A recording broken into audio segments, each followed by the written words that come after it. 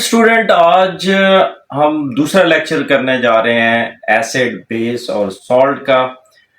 Last video के अंदर हमने Arrhenius concept of acid and base को डिफाइन किया था। आज हम देख रहे हैं ब्रॉन्स्टेड लोवरी कंसेप्ट या लोवरी ब्रॉन्स्टेड कंसेप्ट।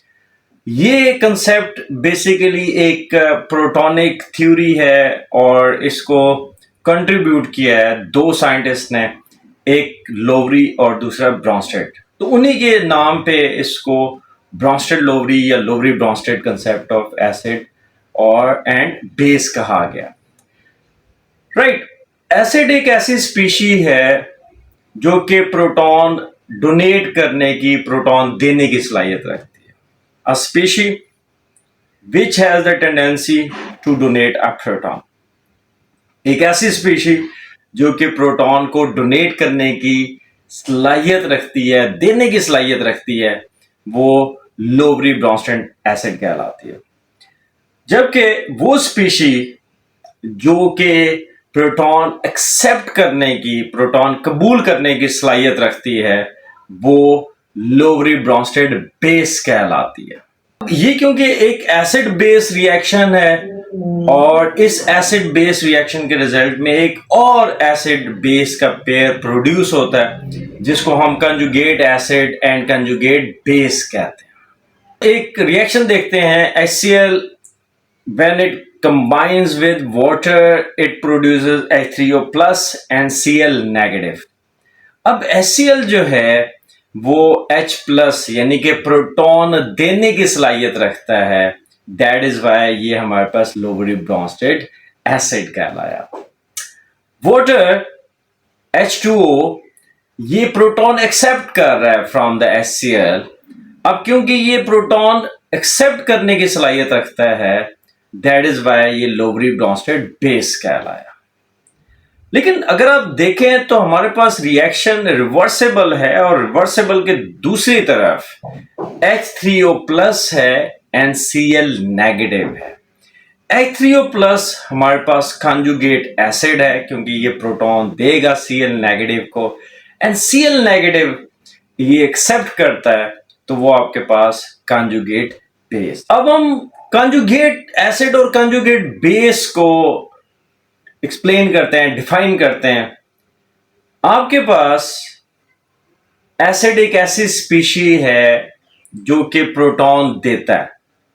जब इसमें से प्रोटॉन निकल जाता है तो जो स्पीशी बन जाती है वो कंजुगेट बेस कहलाती है।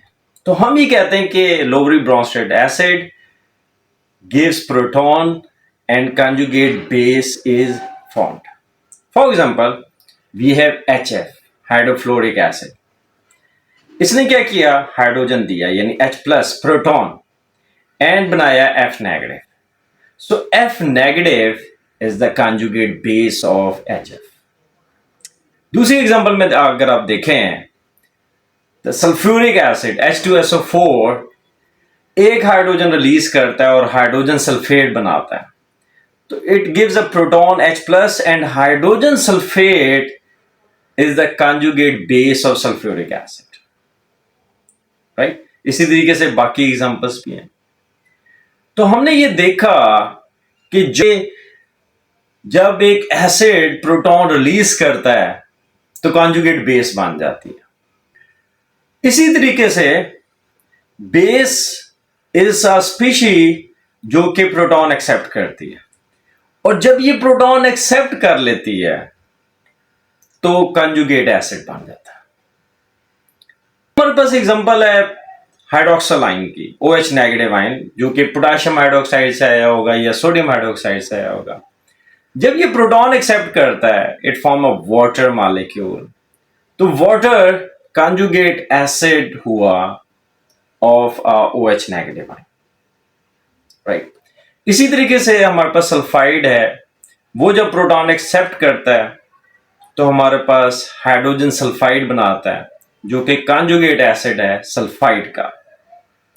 इसी तरीके से कार्बोनेट है CO3 नेगेटिव, जब ये प्रोटॉन एक्सेप्ट करते हैं तो they form hydrogen carbonate. So hydrogen carbonate conjugate acid है कार्बोनेट का।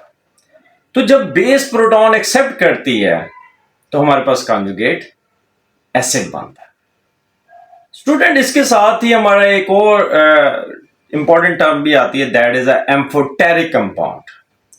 एक ऐसी स्पीशी जो कि एसिड और बेस दोनों तौर पे रिएक्ट करती है, वो एम्फोटेरिक कंपाउंड कहलाता है।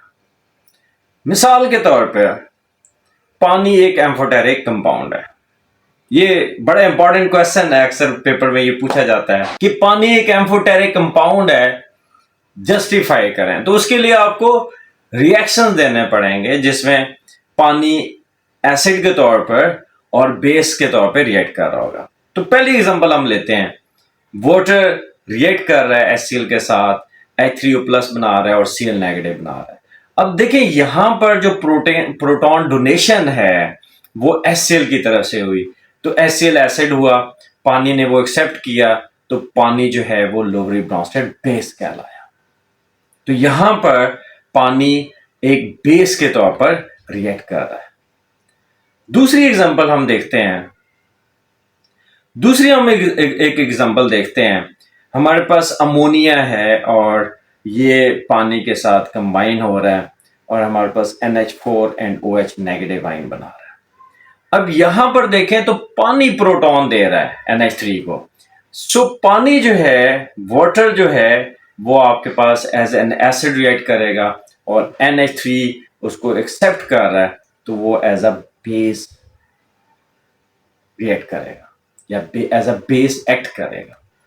सो पहले रिएक्शन के अंदर हम वाटर को एज अ बेस रिएक्ट करवा रहे हैं एंड सेकंड में हम वाटर को एज एन एसिड रिएक्ट करवा रहे हैं। तो पानी जो है वो एक एम्फोटेरिक कंपाउंड है।